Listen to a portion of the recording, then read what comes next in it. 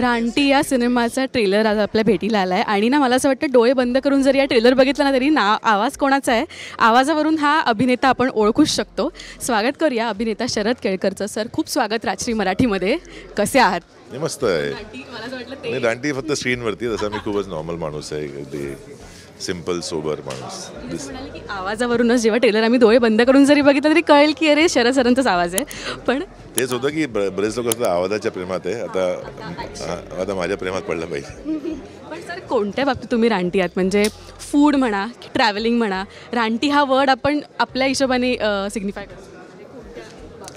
मी जसं तसं मला बघून की मी खाण्यात खूप रानटी आहे. नाही असं नाही. रानटी म्हणजे माझं खूप सिम्पल लाईफ आहे माझं. मला काही जास्त कशीच हाऊस नाही आहे. फक्त खाण्याची आहे, पण ते पण आता प्रोफेशनमुळे खाता नाही आहेत. पण असं मला रानटीपणा निघतो माझा जेव्हा कोणी खोटं बोलतं तेव्हा, आणि भयंकर तिथे भयंकर रूप निघतं ते. पण बरंच कंट्रोल केलेलं आहे मी त्याला.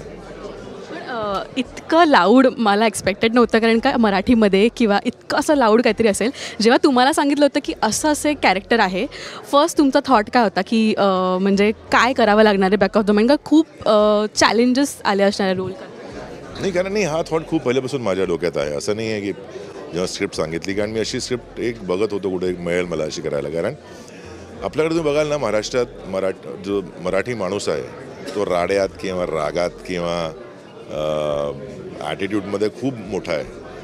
म्हणजे तुम्ही सगळे राड्या बघत असाल, पण जेव्हा सिनेमाची गोष्ट आहे तेव्हा त्याला पोर्ट्रे करायचं असं खूप सिम्पल माणूस असं का. माझा नेहमी प्रश्न असतो की मराठी माणूस असं नेक्स्ट डोअर बॉय किंवा नेक्स्ट डोअर मॅन किंवा सिम्पल का असो, तो पण असू शकतो रानटी, तो पण असू शकतो म्हणजे अँग्री यंग मॅन.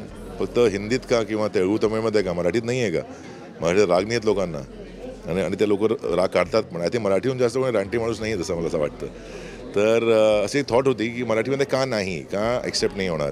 इतकं यूथ आहे आपल्याकडे, जे सगळे तेलुगू तमिळ किंवा हिंदी सिनेमा ॲक्शनवाले बघतात, आपल्याकडे का नाही, आपल्या भाषेत का नाही.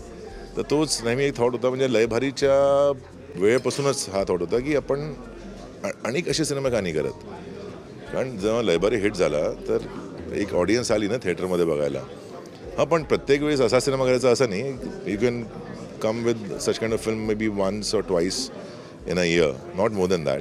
कॉपी न करू की आता एक जसं आपल्याकडे होतं मराठीमध्ये एक सिनेमा असा आला तर तसे सिनेमा सगळे बनतील त्याच विषयावरती किंवा त्याच सिमिलर विषयांवरती. मग ऑडियन्सचा एक पिक्चर बघितला मग त्यांना इंटरेस्ट नसतो की आता हा पण सेमच असेल रे, किंवा पार्ट 2 आपल्याकडे जास्त वर्क नाही करत.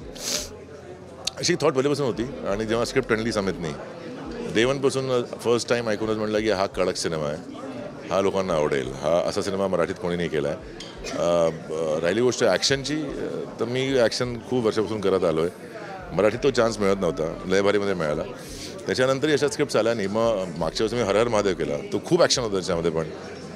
पण ते पिरियड फिल्म होती, वॉर होतं, पण त्याला खूप मेहनत केली होती. ह्याच्यामध्ये पण पाय तुटला की झालं आहे ते मी सांगू शकत नाही आता. बऱ्याच इंजरीज झाल्या. तर पण तेच आहे की you have to sacrifice to achieve something.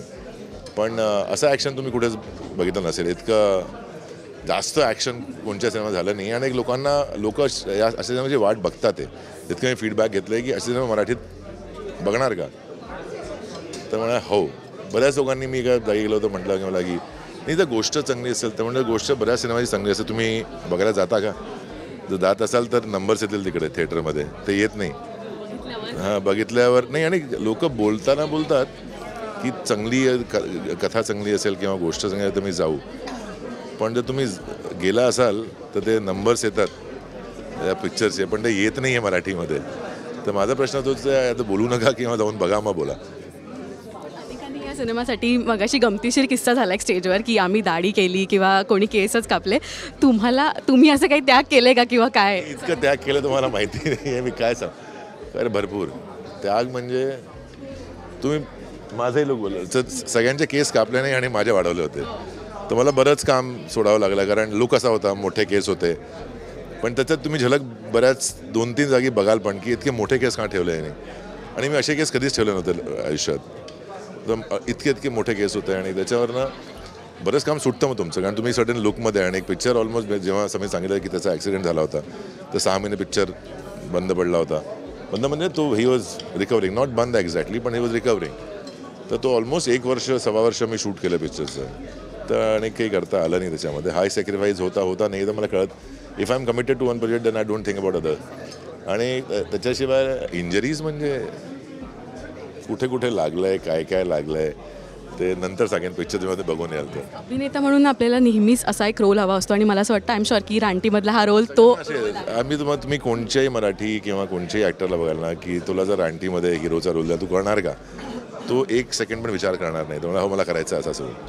तर it's one of a kind role which म्हणजे आता मला मिळालं ते माझं भाग्य आहे. पण असे रोल करायला पाहिजे. मराठीमध्ये चांगलीच मुलं आहे चांगली मला वाटतं की, आणि मी हे तुमच्यासमोर सांगतोय की मी त्यांना निवडून त्यांना असे रोल देणार. ॲज अ प्रोड्युसर मी देणार कमीत कमी. मला असं वाटतं इंटरव्ह्यूचा शेवट आहे ना एका डायलॉगनी झाला पाहिजे.